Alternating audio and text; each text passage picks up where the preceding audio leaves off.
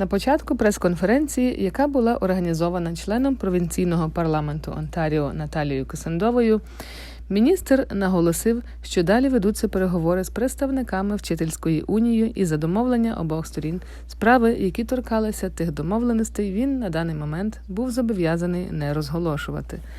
Але міністр обговорив із присутніми журналістами інші питання.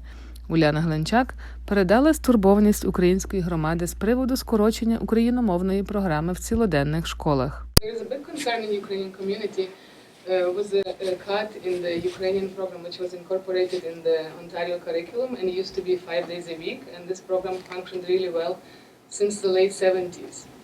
Now recently, I believe last year, it was cut to 4 days a week, and through this program, the children not only learn the language, but also the religious traditions, and the parents would like these cuts to be reversed. Right. So that is, as I understand, a decision of the Toronto District School Board. I think that's a Toronto-specific issue. The school boards will make decisions on those supports. I can tell you the last year, when the issue came up of international languages, Natalia, as well as my colleague Kinga Surma, and a few of us who, I learned Italian through the program. Obviously, we wanted Polish, Ukrainian, these are important languages.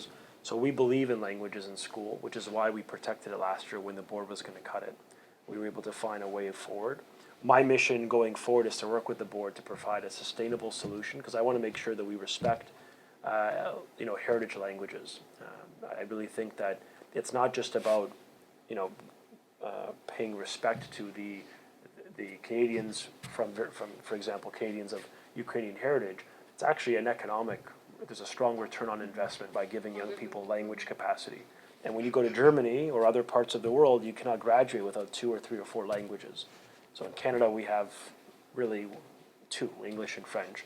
So I think we should be seeing more investments in international languages. And my goal is working with the board. We are doing this. I've met with the board chair. Maria Rizzo is very passionate on this, the former chair, to make sure we come up with the Catholic schools and in public of viable pathways that we protected going forward. I know that under the former government there was some changes, some potential cuts to it, but my plan essentially is to ensure it's sustainable. And we can still hope that we can reverse the cuts and go back to 5 days. Yeah, I mean, it is my hope that the program exists and is effective, and it's my hope that the boards listen to families on the front lines, because of that your voice matters, and it's up to the board to make the decision of how many days, how many teachers, how many hours.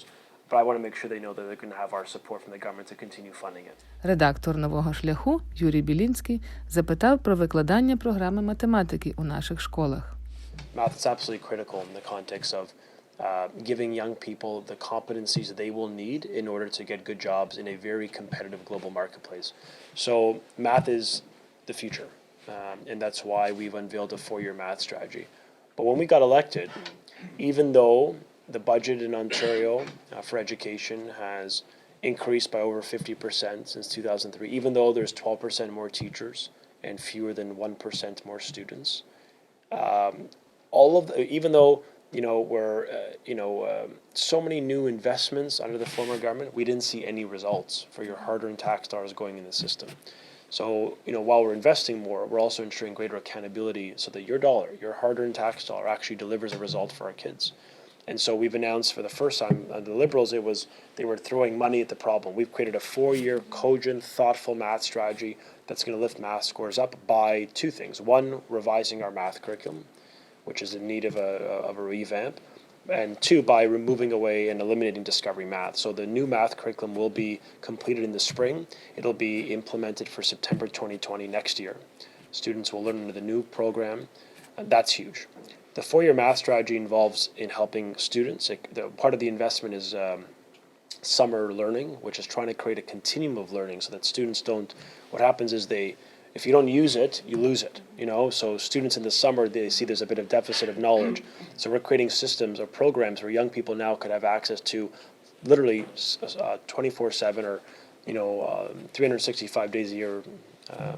Access to education when it comes to math, to create a continuum of learning. We are providing supports, take-home supports for parents to work with their kids. We're also providing professional development in our educators. And for the first time in Ontario, we believe that if you want to be a new teacher, you've got to pass a math test. We strongly believe that. The other parties disagree, but we believe that no matter what you're teaching, grade 9, it's a reasonable standard. It builds confidence, and it also gives them knowledge in an area that has a discipline that affects so many other, science, social sciences. Everything is connecting increasingly to math. Юрій Клюфас запитав про можливість вивчення українських предметів по інтернету для тих учнів, які не мають доступу до суботніх чи цілоденних шкіл. What I would like to ask, if it's possible, to use, I think there's in place an Aboriginal program where you can access these studies through the internet or online learning.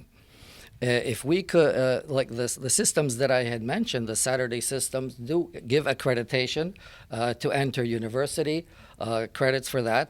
And we would like to, if it's possible, for outlining areas, to create a system that we could use the online systems, and approach heritage language learning in that manner. So I don't know if you've considered that. I think there's an Aboriginal system that we can just, like the templates there, all we do is shift it over and bingo, even the people out in outlining areas where there's not a critical mass can learn, their heritage language. Thank you for the question. On your idea of using online learning for heritage languages, I must admit I've not heard that yet, and it's an interesting idea. So I think what I'd commit to the very least is looking at how that can be operationalized. We are setting a gold standard of courses. We just unveiled our careers course. So there's a half course in civics and a half course in careers. My generation, we call them bird courses, okay? These weren't tough courses. You got an 85 just for having a heartbeat in the class. Yes, I definitely used that, okay, my fair share. So that's how it was. And that's how it was for years under a variety of governments. So I'm not even pointing fingers. The point is we got to change. Careers course should be a course that inspires people to see themselves in grade 10 where they want to go in their futures, really getting them motivated to learn but also to work. And so right now we don't have that career path. So we took that course. You could of course take it in person, but you could also take it online. The online course truly is absolutely incredible. And the feedback we've received is amazing. It is a gold standard. It is interactive. It includes now financial literacy, as I mentioned, as a core compulsory. Life skills. It provides real knowledge about the new disruptive economy, the modern economy, the digital economy. Automated intelligence, rather AI, wasn't even mentioned in the former curriculum. And for the first time it is in careers under our government, so we're proud of that. So we're really trying to go where the puck is going. So the courses are going to be incredible. They're going to be high quality. We've already seen since 2011 a 17% increase every single year over year, of an organic uptake. It's not mandatory, but students are voluntarily entering it at a 17% rate of increase. So it shows that the young people want to learn online. And to be fair, for many of us in college, university, and apprenticeship, we learned online, not entirely, but partially. So we think what we've taken going from 4 courses to 2 is reasonable, and we think it's going to be it's going to really inspire people to learn. And I think utilizing it for languages is certainly something we should consider. So I will take that back. I think that's a fair point. I'll speak with my officials to see if that is possible and how we can get that implemented for both languages, indigenous languages, but of course for heritage languages, as you just mentioned. It's a good idea.